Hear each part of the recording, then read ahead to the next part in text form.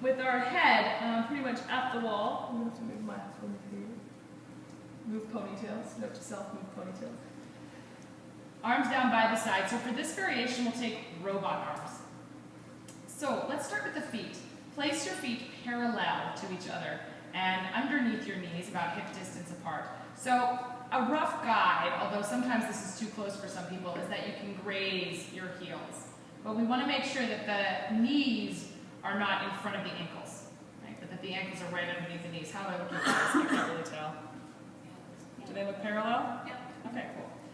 So from here, I let the bottom ribs soften into the floor, and then I press the upper arm bones back so that my shoulder blades lift into my chest.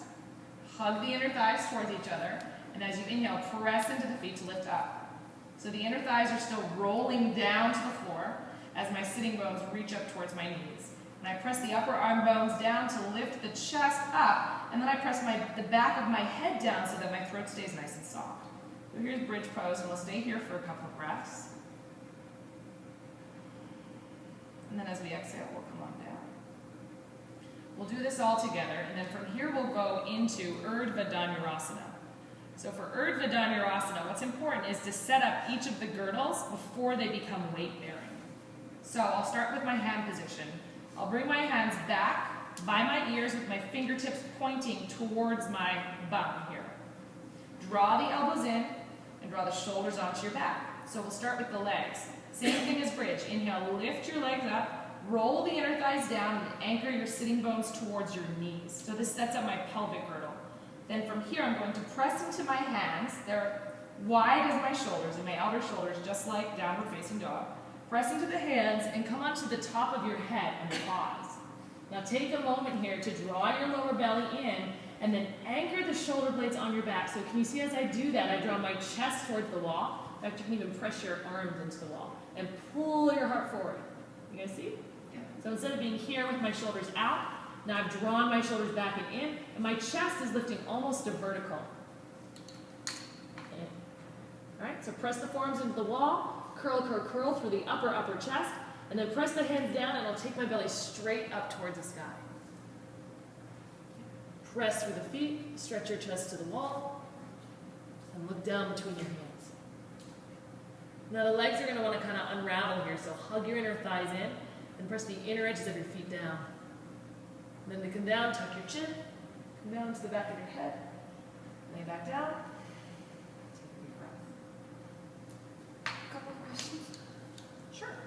So ideally, like you almost have your legs straight.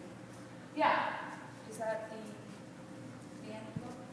Well, you can do it a couple of ways. You can have the body in a rainbow, which is a lovely place to start, which is where when I pressed up initially, that's where I would have been, is more of a rainbow with my chest and my hips in line. So that's where we want to kind of come today. Eventually, as your shoulders become more open, you can start to bring your chest more to vertical, which is a preparation for doing things like moving into handstand, from that position. But,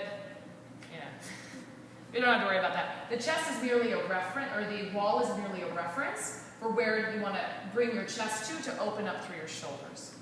But you don't have to bring your chest entirely to the wall. It's a process.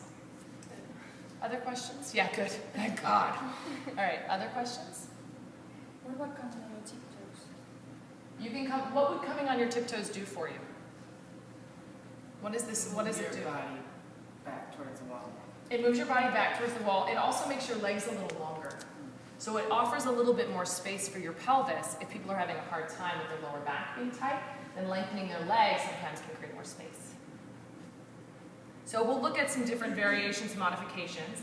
But let's all move through bridge and then through this version of urdhva dhanurasana, and then we'll kind of look at all the different ways that we can change it. And we'll see how far we go.